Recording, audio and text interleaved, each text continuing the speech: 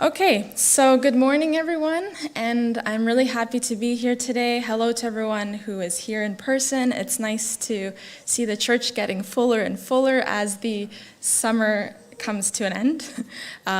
Hello to people that are watching online as well. I know a lot of people watch online as well. We're happy to have you and join and be a church family together today. So like always, I want to speak to you guys about something that was relevant to me in my life, and something that I'm learning and I'm trying to grow and figure it out. So I'm going to share something that is something that I'm working on, and I thought if I'm dealing with it, then maybe at least one other person is dealing with this too. So I'm going to start by asking, who's enjoying their summer? If you are, put your hand up. Are you enjoying your summer? Awesome, me too. What's something you've enjoyed? You guys can put your hand up and tell me. Go ahead, Evan. Camp Frenda and what? And the cottage, fun. Anybody else? What have you enjoyed? Nolan, what have you enjoyed in the summer? Same as Evan? Okay. Bobo, what have you enjoyed? Cottage and playing Minecraft. Fun. Sounds like a lot of fun. Anybody else? Swimming. Okay. What else have people enjoyed this summer? Sleeping in. Nice. That's a good one.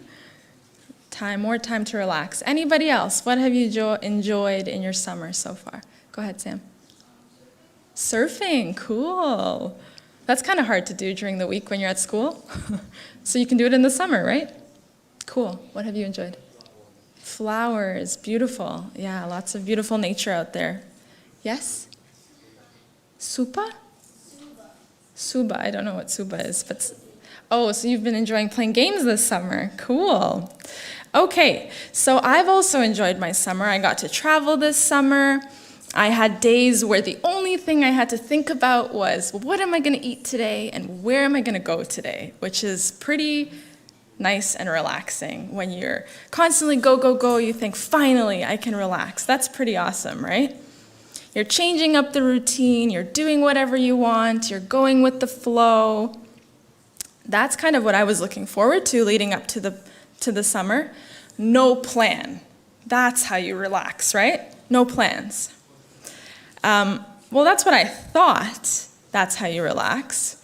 But how many of you, maybe like me, actually had some days where you kind of were like, meh, this day was kind of blah. It's a beautiful day out there, but I feel kind of off, or it feels weird, or I feel bad that I had no plan. Has anyone ever felt those days in the summer? Yeah, right? Maybe less because there's so much to do out there, but maybe we felt it more on the weekend in the winter when, you have that Sunday where you're like, I'm going to do nothing. And then you look back and say, I didn't really feel great when I did nothing. So maybe resting doesn't necessarily equal doing nothing. How many people, again, we can show with our hands, how many people have felt rested even though they did something? Yeah? Okay, cool. So basically my hypothesis today is that this lack of structure is actually the reason why we have those blah days or those not so great days. And that's what we're kind of going to go into a little bit deeper today, and thinking about how structure or routines and rituals, when we have those, we can actually enjoy the day even more. Okay, I like to talk to you guys, so I'm going to keep asking some questions. By a show of hands, have you guys heard children need structure? Is that a common thing we hear? Children need structure? Yeah, I'm seeing nodding. Hands up, sure, nodding. Yeah, okay, so that's good. I've heard it too, so I just wanted to make sure it's not just me. Have we heard that they thrive or excel in structure when there's order and routine? Yes? Relevant for children. I bet if you ask any teachers out there, they can tell you firsthand how hard it is the first few days back after a summer break, a winter break. Children are out of their routine, and even though they're excited to go back to school often, and to see their friends and to play with them. Sometimes it's hard to go from an unstructured summer to a structured school year. You have to tell them to sit, you have to tell them to do your work, they kind of don't want to do all these things. They got out of the routine. I asked Bonnie, who used to work at a school, and I said, is this true? Can you tell me from your experience? She's like, summer, Mondays are hard, let alone the summer. After just 2 days, after a weekend, you can already see the effects of them going out of their routine. Maybe people that have young kids. What happens when your child misses a nap or goes to sleep really late? Are they super happy after that? Or are they maybe cranky? Or, it's a little bit more challenging for them to listen. So that brings me to the question. So we know that it's with children, it's an obvious thing, but what about adults? I want to kind of talk a little bit today about, I think this is something we often forget to think about in adulthood. And I think it's just as the same is true in adults as it is in children. We all thrive in structure, order, routine, rituals, fill in the blank. There are many words that we can use to describe this. So today I'm going to talk about the power of routines and rituals. I'll kind of use both terms, but let's define this as a repetitive action, or the Oxford Dictionary on Google says, a sequence of actions regularly followed a fixed program. So this is what we're using to define the word routine. So if I were to ask you today to think about the routines that you probably have routines without even realizing it. Before bed, you might brush your teeth. In the morning, the same thing. You might pray before you eat. You might pray before you go to bed. There are all these little routines that we do that we don't even think about. We don't even think twice about it. You wake up, you shower, or you go to bed. Like before bed, you might shower. There's all these little things that we do that are actually a part of routine. So I wanted to think about, is this relevant to people today? And I looked at a couple of stats, and we already talked about how important it is for children to have a routine. And there's many studies out there, studies that show that a bedtime routine in young children specifically is good for not just sleep, but their development and beyond that.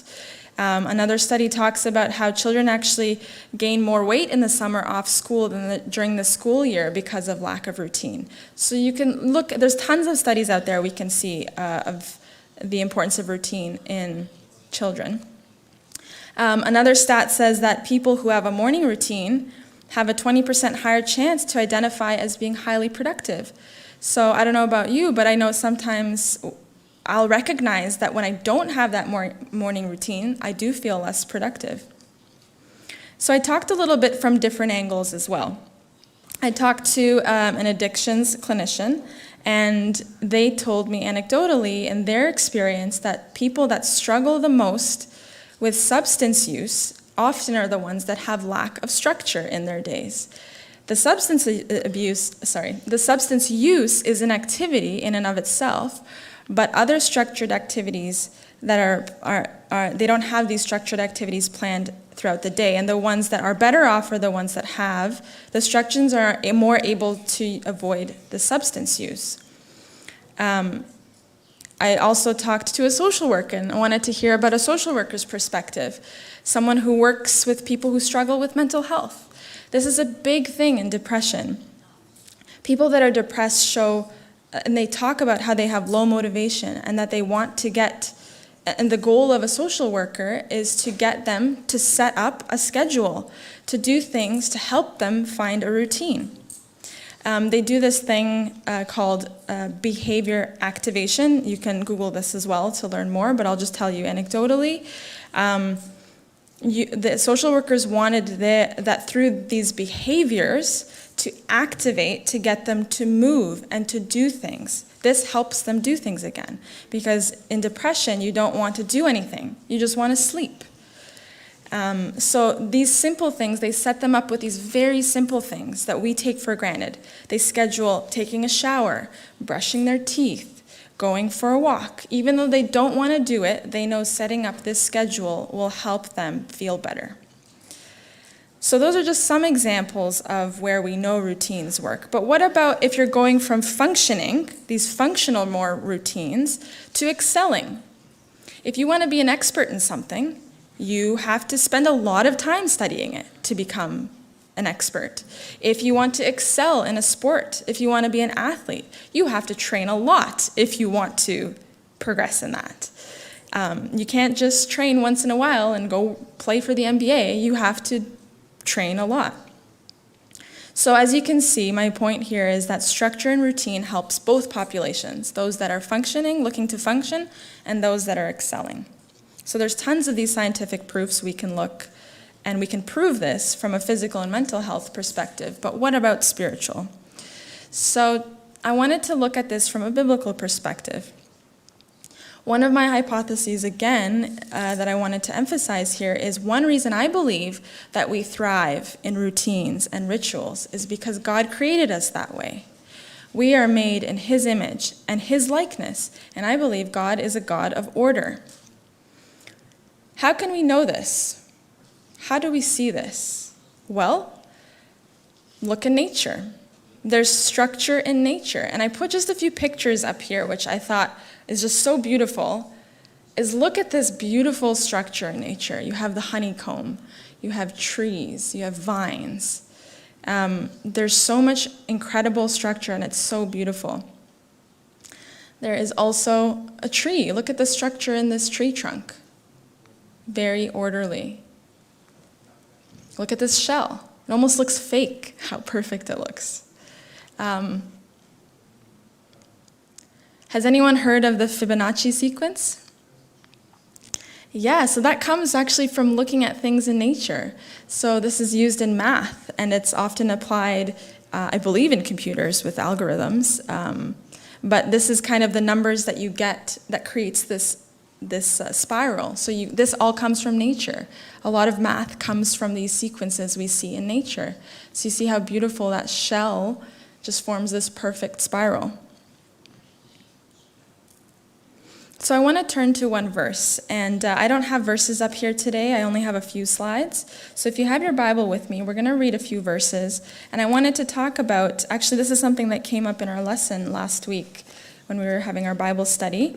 We're going to open up Isaiah chapter 55, thinking about how we can see in nature that there's order and routine. So Isaiah chapter 55, verse 10 and 11. And it says, "For as the rain comes down and the snow from heaven, and do not return there, but water the earth and make it bring forth and bud, that it may give seed to the sower and bread to the eater, so shall my word be that goes forth from my mouth. It shall not return to me void, but it shall accomplish what I please, and it shall prosper in the thing for which I sent it." Another version I think I was reading talks about how everything has a purpose. Everything is connected in nature. You see this beautiful order. Okay, so let's keep digging into this spiritual perspective of routine. Let's start from the beginning. So if you want, you can open up Genesis 1, and we're going to talk about the routine we see since the beginning, or a ritual we see in the beginning. So the first book of the Bible, the first chapter of the Bible. I don't think this is a coincidence, and it works great for my topic because it's the first thing you read. So in the first chapter of the Bible, we see the creation story. And you see this repetition. I'm not going to read any specific verses, but have a look yourself through the first chapter and remind yourself of that language that we see there. Basically, we see a lot of, and then God said, let there be blank. And then God said, let there be blank. And then he says, let's say, for example, verse 6, and then God said, let there be a firmament in the midst of the waters, and let it divide the waters from the waters. And you keep going. Verse 9, and then God said, let the waters under the heaven be gathered together. Verse 11, then God said, let the earth bring forth grass. Verse 14, and God said, let there be lights, and so on and so on. God said, let there be, and there was. God said, let there be, and there was. So we have 6 days where God is creating. He's creating space, right? So he's taking this thing that's void and dark, and he's filling it. So he's separating. You see this, him separating the water, separating the earth, creating this space and then filling it. So he creates earth and then he fills it with plants, with animals, with all these living things, right? And then we come to the seventh day. The seventh day, he creates, what does he create? Nothing? Something? What does he create? He creates Sabbath. So when I was looking into this, he still created a space, but how? He created a space in time. And what did he fill it with? Himself. So I'm going to say that again. So 6 days he created physical things, and he separated, and he said, let there be, and with their words there was. And he filled that space that created those 6 days. But that seventh day he created space as well, but space in time, and he filled it with himself. So to be human, we could say, is to have, when you look at the creation of humans, it means to have rituals, to have routines, to have order, to have rest. Rest is a big part of it, and we see that in the creation story. And we see him repeatedly talk about this routine. So why are we looking at this, and how do we know that God is a God of order and that he likes routine and that we thrive off of that? Because we're made in God's image, and that's how God works. So I want to go through a few more examples of routines, like different routines that we find in the Bible. So, and then we're going to kind of classify it, and I'll share a few examples from the Bible of how we see this. So where do we see these routines and rituals? So examples, and we're kind of going to go deeper together into this. So examples of routines in the Bible, we can find examples of people gathering together on a regular basis. We have spending time with God on a regular basis. We have prayer. We have daily praise and thanks, gratitude. Rest is also a regular ritual. Service. We see a lot about health. We see this take up the cross, denying yourself, and being holy. These are just some examples that I found that are examples of routines. You can probably continue this list more and more, but I want to talk a little bit deeper about some of these. So if we look at gathering together, if you think about some examples in the Bible, we see this in the Old Testament, where the Israelites established a temple, a place for gathering. We see it in the New Testament. The early church was developed. There were places of gathering where people would come together on a regular basis. You see us today. We have places that we gather together on a regular basis. This is kind of a routine and ritual we have in place. The second one, spending time with God on a regular basis. If you're in Genesis with me, you can follow along. We're still going through the story in Genesis 3:8. We have examples of people that walked with God on a regular basis. Adam and Eve in the garden. God was looking for them in the cool of the day, kind of implying that this was a regular occurrence. I was asking one of my mentors who knows Hebrew a little bit more, and they were saying that actually the word that's used in that verse implies that it was an intimate walking with God. It was the hipael. I don't know if I'm going to say that right, but there is this notion of regular meeting with God. If you look at Enoch as an example, Genesis chapter 5, verses 21 to 24. We see the example of Enoch, and in verse 24, Enoch walked with God, and he was not, for God took him. This is the same Hebrew word that's hipael, that was used in Genesis chapter 3 as well. We have examples of Moses walking regularly with God and connecting with him in that way. In the New Testament, we have the disciples who literally walked and talked with God on a regular basis. So tons of examples of how we can see this ritual or routine. The next one, this is the one we talk about a lot, so prayer. There are many examples of prayer in the Bible, but I think the best ones we can talk to if we're thinking about both Old Testament and New Testament We have Daniel as an incredible example, and Daniel and his friends and some of the routines that he had in place. So we can also flip to Daniel. So Daniel in chapter 1, you see not only his prayer life, but you see a health routine as well, and him and his friends, where they go to the, let's maybe read one verse, in verse 8. Daniel proposed in his heart that he would not defile himself with the portion of the king's delicacies, nor with the wine which he drank. Therefore he requested of the chief of the eunuchs that he might not defile himself. And so on and so on. It talks about the health aspect of Daniel's routine. And then later on, we also see his friends being diligent in worship and in prayer in chapter 3. In chapter 6, we see the famous example where Daniel still prays to God 3 times a day out in the open, even though it might cost him his life, which you think it does because he gets thrown into a lion's den, but spoiler alert, he doesn't die, and he survives that, and you see his diligence in his worship and prayer. In the New Testament, we have Jesus as an incredible example of different routines. We can see there's many verses we can look to that show that he had a prayer routine. He went to the synagogue. He went on a regular basis. He studied regularly. Maybe we can read a couple of verses in Luke. Luke chapter 5.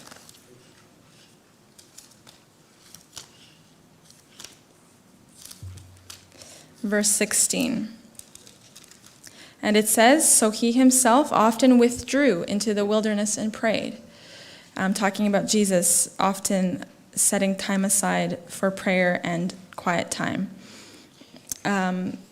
There's another verse in Luke chapter 6, verse 12 to 19. It says, "It came to pass in those days that he went out to the mountain to pray, and he continued all night in prayer to God," and so on and so on. So we can see many examples of this routine that Jesus had as well. Even before he was betrayed, he was praying and was with God.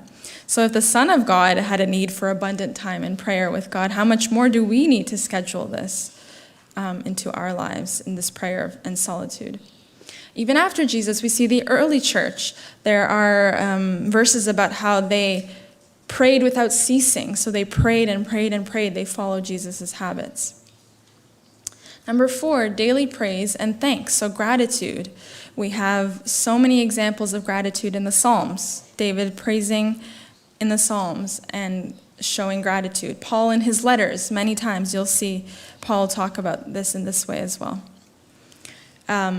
Number 5, we have rest. We talked a little bit about this in creation and how God set this aside and how it's important for us. I feel like this is one of those things. There's tons of examples in the Bible. Number 6, service. We see Joseph in the Old Testament, how he worked to save so many people and so many people that didn't have food at some time. We see Jesus as an example also helping those in need. So that's kind of how much I wanted to go in depth here, but there's all these examples of these routines and rituals that we can practice in our lives. So the same way you have to go to a gym to get fit, you need to exercise your spiritual muscles to get spiritually fit. So let's ask ourselves, how does this spiritual routine look? So I gave you a ton of examples, right?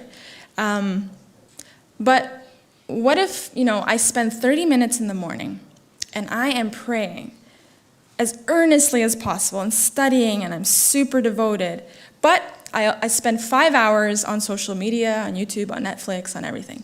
What do you think will have a bigger impact on you?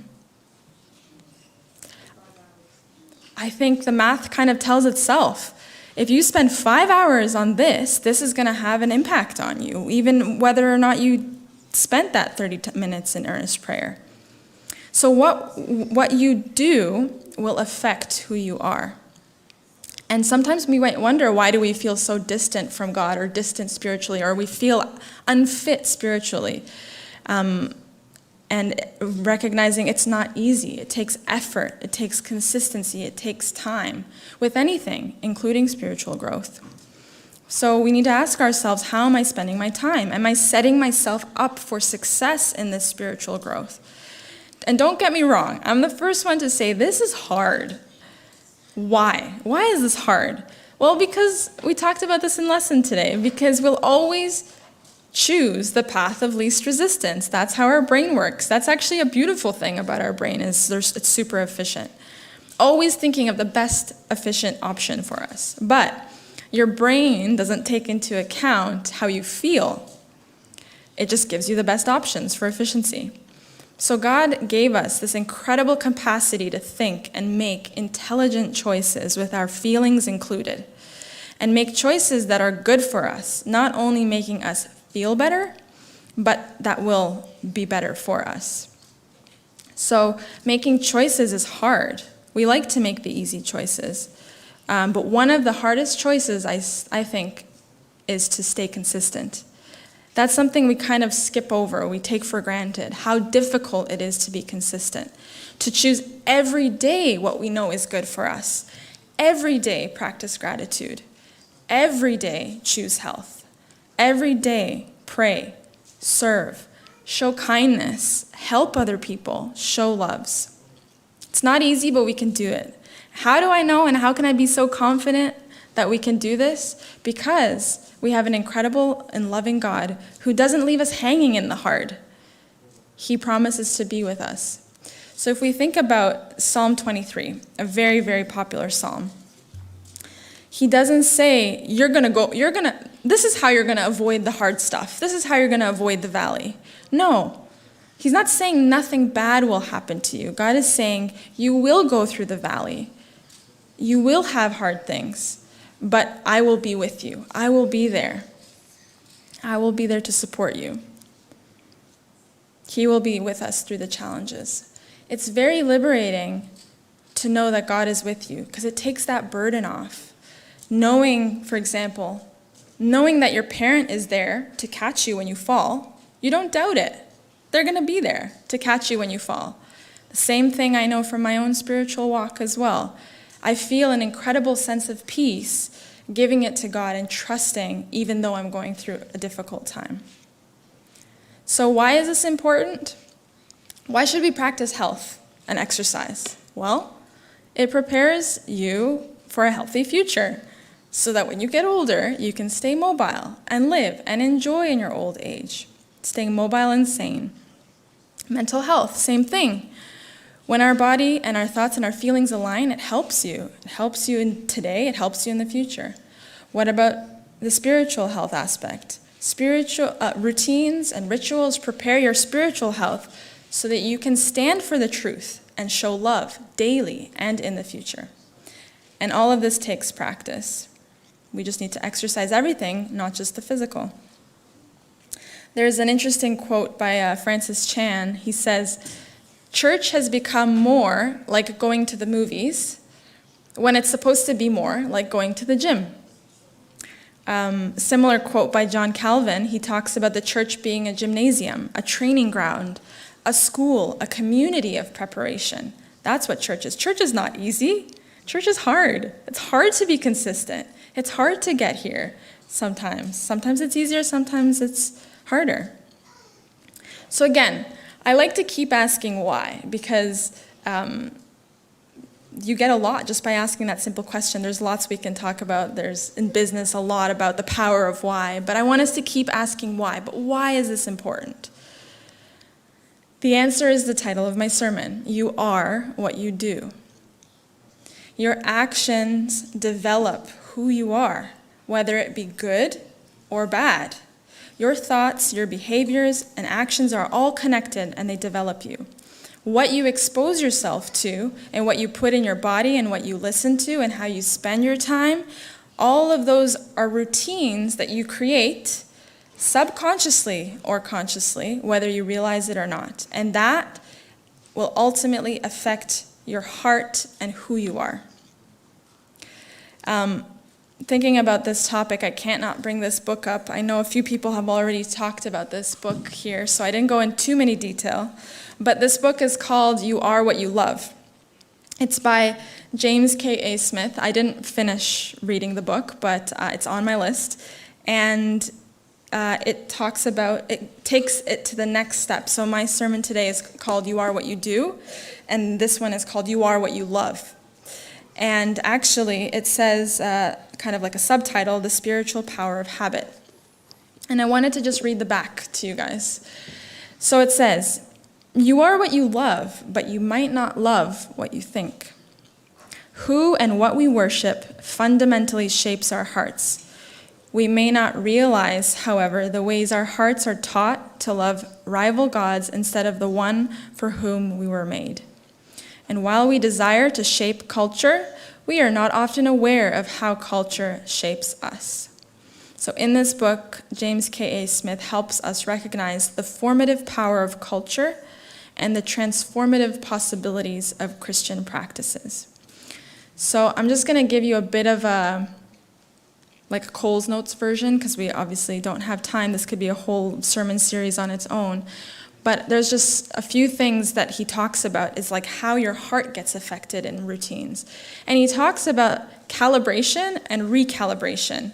So calibration, I would say, is just things that affect your heart, and then recalibration is kind of re-affecting your heart in a way. So he refers to this calibration. He talks about these cultural liturgies, and we can kind of call them routines or habits, and these are the things that shape our hearts, and they affect who we are and what we do. And then he talks about examples of there being negative routines and things that happen in our life that affect our heart. So one example he gives is that shopping can be a negative ritual that's affecting us because you're going there with needs and they're trying to fulfill your needs. But have you ever noticed that in a mall, it's kind of like a casino. There's no clocks, there's no windows. You kind of get lost in this place. So there are many different examples of these rituals that could negatively affect us. And then he goes into these examples of, there are biblical and spiritual examples like prayer, like service, like worship. These are the rituals that actually recalibrate. So help with these good rituals to recalibrate your heart, to mold your heart. And why do we need these proper rituals?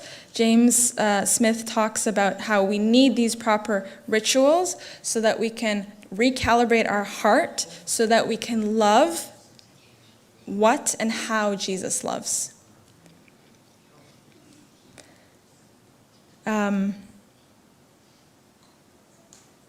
So let's just recap this a little bit. So all of these things affect us and affects what we do and who we are and our heart and how we love and how we show others.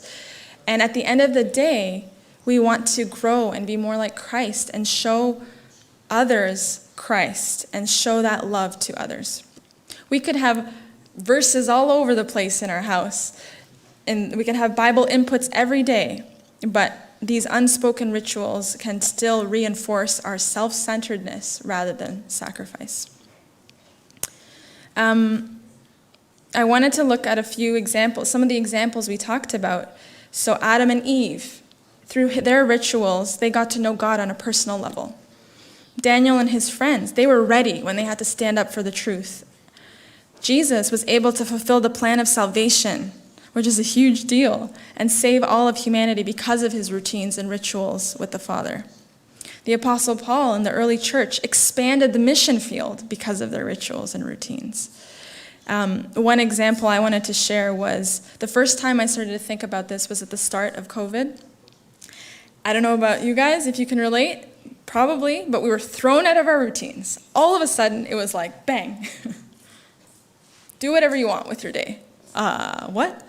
Plus some scary stuff going around and scare tactics in the media, but I really found myself having a hard time with it. I was really down. I just couldn't find myself feeling motivated to do my work, and I was like, what am I going to do? Why is this so hard? I didn't understand. And this is when I said, okay, I suddenly have time in the morning, which I didn't really have time before, and I decided I'm going to try and spend at least 1 hour a day setting myself up with a routine of personal study, reflection, and prayer time. And it took a lot of effort and time, and I've gotten to a place now when I don't have it, I feel it. I feel like I miss it, and it's pretty powerful when we don't have it. So I'm going to move us along. I just wanted to kind of end with a bit of a practical thing. I always like to leave a few tips to help us build these routines. So one thing I preached about actually in the past, we talked about habits and creating habits, and I stole this again from that book, Atomic Habits. We need to start small. Make it a little thing, and in the book it talks about adding it to an existing routine. So if you're trying to, drink a glass of water right in the morning, add it right before you're brushing your teeth. Like put that cup there so that it's already embedded in one of your routines. So it's easier to add it to one of your routines already. Start small, add it to an existing routine. Be kind to yourself. Take it one at a time. Make it achievable. Make it something you actually can achieve and you can get to. Number 4, we talked a little bit about this. Stay consistent. Choose to stick to your routine even if you don't want to, even if it's hard. Just stick to it. Practice that discipline. Something I found also that helped was to remove distractions. Put your phone on airplane mode, move your laptop, move whatever is distracting you, move the people around you if you need, whoever, just move those distractions. Set up visual cues. I actually had a specific chair that I would go to. And now anytime I sit in that chair, I feel like, I want to suddenly feel like journaling. What? So set up those visual cues for yourself. I already said many times that it's not easy, so one way to make it easier is get an accountability buddy. Ask your friend, ask your sibling, ask your spouse, whoever it might be, to help you stick to it. And lastly, I wrote, pray about it and be honest. We're not perfect. We can all grow, and we need to be honest to God about these things. So to summarize, I wanted to share that structure not only helps children, it helps adults, it helps all of us. It doesn't just help us be more efficient and effective in our own lives, but it shapes our heart and helps us show kindness and care to others and love others. Why is this important? So God has put you, has put me, has put all of us in a specific place, in a unique center of influence. You are surrounded by people who have needs, who you can help, and it's up to us to notice. We don't need to go to a different country to make a difference. You can make a difference in the grocery store, wherever you are. There are needs everywhere, but we need to notice it, and then we can love and care just as Jesus showed us. So I believe that setting up and being consistent with our routines will help us get there. There's only one you, and you have this specific calling and people that you can help. So to end, I wanted to read one more verse, and that's the verse that Branko read in Philippians 4:8. And it says, this one's a very famous one, maybe people would know it by heart. You can say it with me. Finally, brothers and sisters, whatever is true, whatever is noble, whatever is right, whatever is pure, whatever is lovely, whatever is admirable, if anything is excellent or praiseworthy, think about such things. So our key takeaways today: God made us this way. To be human means to have routines. We thrive in routine. It's hard, but we can do this because God is with us and He is guiding us. This repetition helps us make the hard choice to stay consistent, to focus on the good rituals that God has left us to recalibrate our hearts. And at the end, we're not alone. God has got you. So my challenge for us today is to reflect on our rituals and routines. Maybe think about establishing some new ones or updating some of the old ones so that we can grow not just mentally and physically, but spiritually. And why should we do this? So that we can love others the way that Jesus loves. Amen.